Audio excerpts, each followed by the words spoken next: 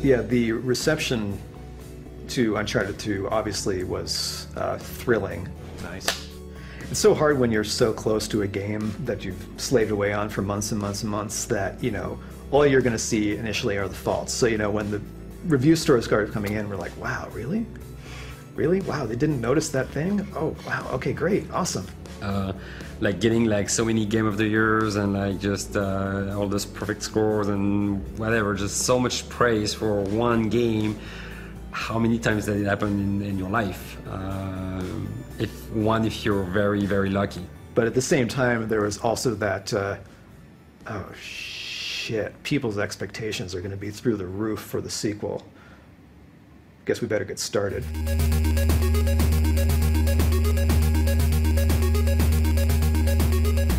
Okay, so we just wanted to go through everything now that we have everybody here and just sort of see where everything stands, because we had the marketing meeting last week. Everybody loves the direction of the trailer. Nobody had any real changes except for, you know, just make it look pretty and get it finished. So at this point, we're just going to try to start nailing down some of the details. We feel like people are interested in what we're going to do next. And so we wanted to make a piece that sort of suggested, like, this is where the game is going.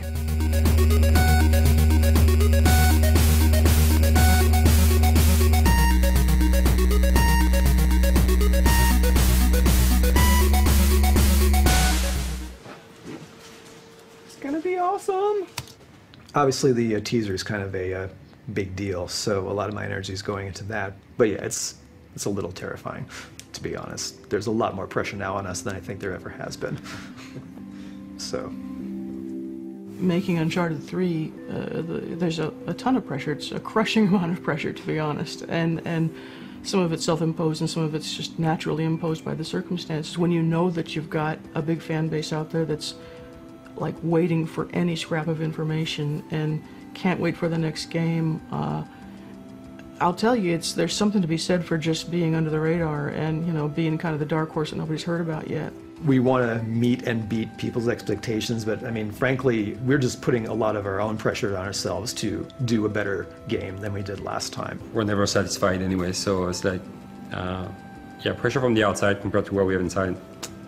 Piece of cake. It's nothing. So you have to just have the faith that whatever instincts got you to this point will continue carrying you through as long as you keep listening to them. We've always done our mocap at other mocap studios, and now we have our own stage. It's kind of cool. Pretty rad. Yeah. Nolan.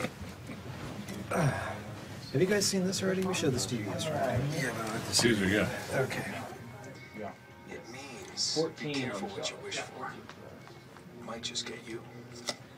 What the hell does it mean? Just watching some YouTube stuff. Action.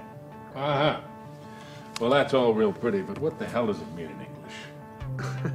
It means be careful what you wish for.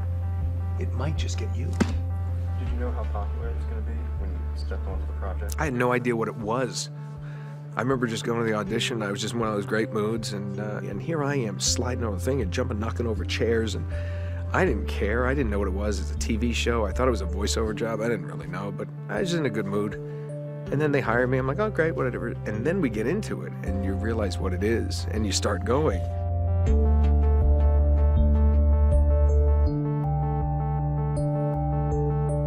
And then it's like, and then you realize, and then you're having so much fun. That was in perfect timing. And I was given so much freedom. It was one of the first times in my career that I was given the freedom to really contribute and help create this character from my own personality. We're all kids in the sandbox, having a good time, playing.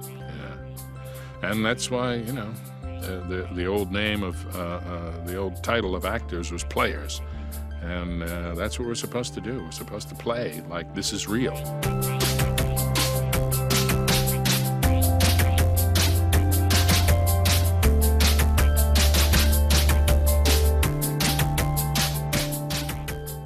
And people love it so much.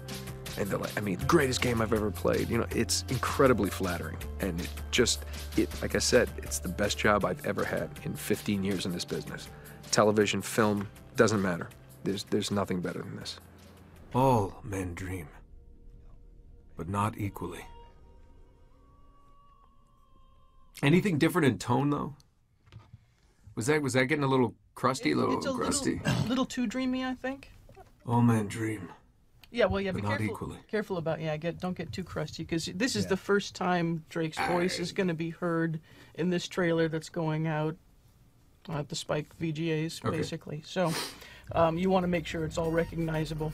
Well, I would say we're both excited and worried about our approach to the trailer and how the audience might react to it. You know, in the midst of a lot of other quick-cut trailers and trailers that may be focusing on the visceral experience, doing something that was more of a vignette that had a mood to it is both maybe a positive thing because it may make us stand out, but a risk because it may make us stand out in the wrong way, right? That's always the concern, is you want to be going off in a direction that's bold, but, you know, you're rolling the dice.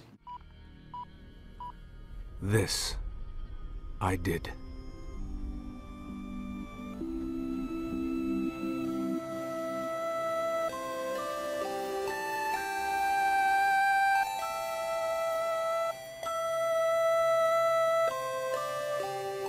It's interesting because it's so Uncharted 2, big success, awesome, but we never made Uncharted 2 just for that. That was not what's driving us. Just I really hope like the fact we got so much success it didn't change us, and we're still true to ourselves. I want to just keep making games with passion and just coming to work every day and just make the game that we want to play, and that's pretty much it. What comes after that, we'll see. We'll see.